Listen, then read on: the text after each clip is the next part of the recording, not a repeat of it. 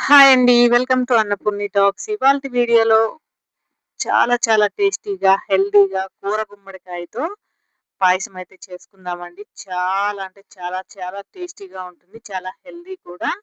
మన ఇంటికి చుట్టాలొచ్చినప్పుడో, లేదంటే పండగలప్పుడో చేసుకుంటే చాలా బావుంటుంది. చాలా అంటే చాలా బావుంటుంది. మా కుకీ చూసారా?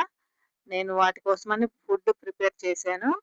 అది డబ్బాలో వేద్దామని అక్కడ పెట్టాను. కొద్దిసేపు పెడితే ఆరుతది కదా అనేసి. ఈలోపు తింటాం అంటున్నాయి.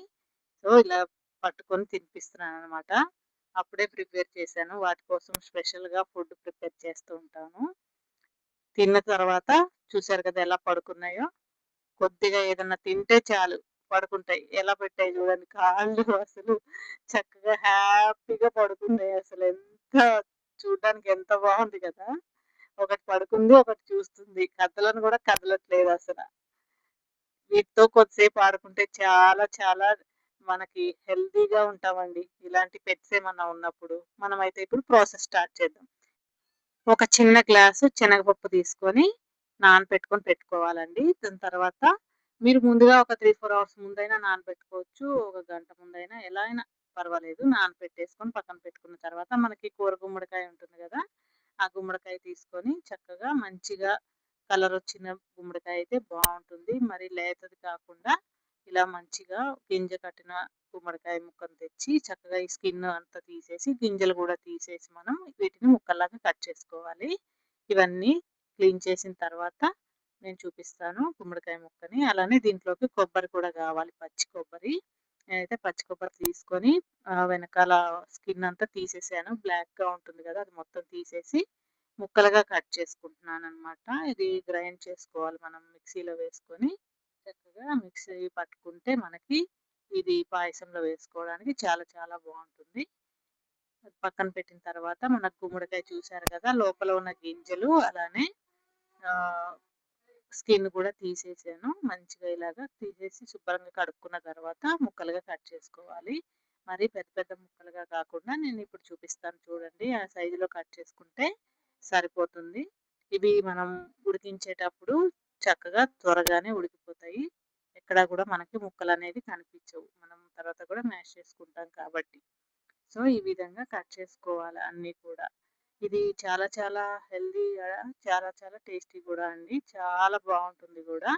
మనకి అన్ని రకాల విటమిన్స్, మినరల్స్ అన్నీ ఉంటాయి. చాలా బావుంటుంది కూడా. చూసారు కదా!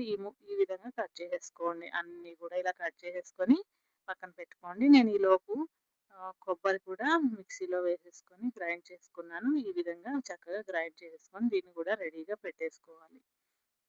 మనం దీంట్లోకి బెల్లం యూజ్ చేస్తున్నాము. బెల్లం పొడి తీసుకుంటున్నాను నేను. దీన్ని కూడా పక్కన పెట్టేసుకొని అన్నీ రెడీగా పెట్టేసుకుందాం. పప్పు కూడా నానిపోయింది. అన్నీ రెడీగా పెట్టుకొని ఇప్పుడు ప్రాసెస్ అనేది స్టార్ట్ చేసేద్దాం. పాన్ పెట్టుకొని ఒక 3, 4 స్పూన్లు నెయ్యి వేసుకోవాలి. కొద్దిగా నెయ్యి ఎక్కువనే పడుతుంది. వేసుకున్న తర్వాత జీడిపప్పు వేసుకొని చక్కగా దోరగా వేయించుకోవాలి. కొద్దిగా కలర్ చేంజ్ అయినప్పుడు దీంట్లో కిస్మిస్ కూడా వేసేద్దాం. 2 కలిపి వేయించుకోవచ్చు. ఈ కిస్మిస్, జీడిపప్పు 2 కూడా మంచి కలర్ వచ్చేంత వరకు ఫ్రై చేసుకొని ఇలాగా తీసి పక్కన పెట్టుకొని, అదే ప్యాన్‌లో నెయ్యి కావాలంటే ఇంకొంచెం కూడా వేసుకోవచ్చు. ఈ నెయ్యి సరిపోతుంది.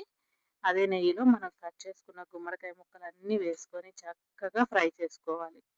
ఒక 5-8 నిమిషాలు ఫ్రై చేసుకుంటే ఆ నెయ్యి అంతా కూడా వీటికి పట్టుకుంటుంది. దీంట్లో ఉన్న పచ్చి వాసన అనేది వెళ్ళిపోతుంది. మంచి స్మెల్ వస్తుందనమాట. ఇలా వేయించుకున్న తర్వాత వీటిని పక్కన పెట్టుకొని కుక్కర్ పెట్టుకోవాలి. కుక్కర్‌లో ఈ వేయించుకున్న ముక్కలన్నీ కూడా వేసేసుకోవాలి. ఇలా వేసుకున్న తర్వాత నానబెట్టుకున్న పప్పు కూడా వేసేసుకోవాలి దీంట్లోనే.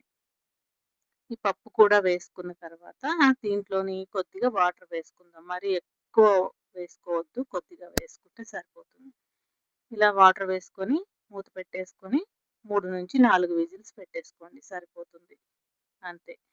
అలానే మనం బెల్లం గూడా పాకం పట్టుకుందాం. ఎందుకంటే ఏమన్నా ఇసుక లాంటిది, మట్టి లాంటిది ఏదైనా ఉంటే వడకట్టుకోవడానికి ఈజీగా ఉంటుంది. కొద్దిగా ఒక కప్పు బెల్లము, ఒక కప్పు వాటర్ తీసుకున్నాను. తీసుకొని మరిగించుకుంటున్నాను. ఇక్కడ చూసారా నేను కూర వండుదామనేసి చిక్కుడుకాయలు ఒలుస్తున్నాను. ఇవైతే అసలు ఒలవనివ్వట్లేదు. అదేమో ఒకటేమో అన్ని గిన్నెలో ఉన్నయన్నీ తీసి కిందేస్తుంది. ఇదేమో పైకెక్కి కూర్చుంది. అసలు ఒలవనివ్వట్లేదు చూసారా ఎలా పట్టుకొని లాగుతున్నాయో.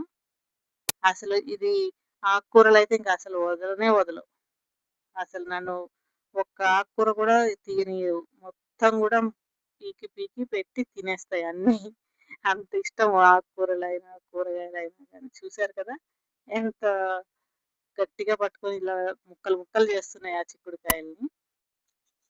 రోజు కొద్దిసేపైనా ఆడుకోవాలండి వీటితోటి. మనం ఎత్తుకోలేదు, పట్టించుకోలేదు అంటే ఏడుస్తాయి. ఏదో మనుషులు, పిల్లలు ఏడ్చినట్టే ఏడుస్తాయి అసలు.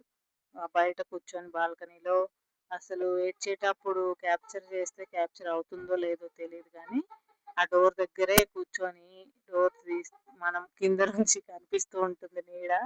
ఏడుస్తూ ఉంటాయనమాట. సో, మనకైతే ఇది రెడీ అయిపోయిందండి. తీసి చూద్దాము. పర్ఫెక్ట్‌గా ఇదైతే మనకి కుక్ అయిపోయింది. దీంట్లోని వాటర్ కూడా కరెక్ట్‌గా సరిపోయినాయి. పప్పు కూడా ఉడికిపోయింది కదా! ఇప్పుడు దీన్ని మ్యాష్ చేసేసుకోవాలి. కొద్దిగా నేను పప్పులుగానే ఉంచుతాను. ఎందుకంటే తినేటప్పుడు పంట కింద పడితే చాలా బావుంటుందనమాట. మనం ఇదంతా కూడా ఇలా మ్యాష్ చేసుకున్న తర్వాత దీంట్లో మనం మరిగించి పెట్టుకున్న బెల్లం ఏదైతే ఉందో పాకం అది వేసేసుకోవాలి. స్టవ్ ఆన్ చేసేసానండి. స్టవ్ ఆన్‌లోనే ఉంది. ఈ పాకం వేసుకొని ఒకసారి మంచిగా కలుపుకోవాలి. మీరు దీన్ని మీ ఇష్టం షుగర్ అయినా వేసుకోవచ్చు, బెల్లమైనా వేసుకోవచ్చు. ఇది ఉడుకుతుంది కదా! ఉడికేటప్పుడు మనము ఈ కొబ్బరి తురుము ఏదైతే ఉందో అది వేసుకొని కలుపుకోవాలి. ఇది ఎక్కువ ఉడకాల్సిన అవసరం లేదు ఇంకా. జస్ట్ మొత్తం ప్రాసెస్ అంతా 5 మినిట్స్‌లో అయిపోతుంది. అలానే కొద్దిగా కాచి పెట్టుకున్న పాలు కూడా వేసుకుంటున్నాను. ఒక గ్లాసు అంతే సరిపోతాయి.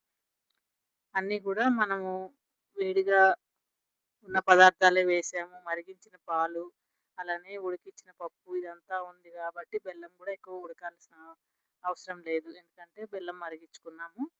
సో, కొబ్బరి కూడా ఎక్కువ ఉడకాల్సిన అవసరం లేదు. ఇలాచీ పౌడర్ వేసి చక్కగా ఒకసారి పాలు అవన్నీ వేసిన తర్వాత కలిపేసి దించేసానండి.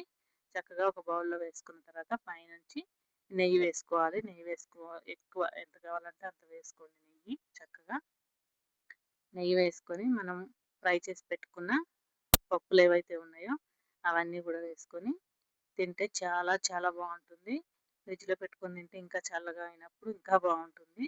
తప్పకుండా ట్రై చేయండి. ఎప్పుడైనా సరదాగా బావుంటుంది. కొత్త టేస్ట్‌గా ఉంటుంది. చాలా పాతకాలం వంటకం ఇది. ఎప్పట్లో చేసుకునేవాళ్ళు. ఇప్పుడు అసలు ఎవ్వరు చేసుకోవట్లేదు సరిగ్గా. అందరూ కూడా ట్రై చేసి ఎలా ఉందో చెప్పండి.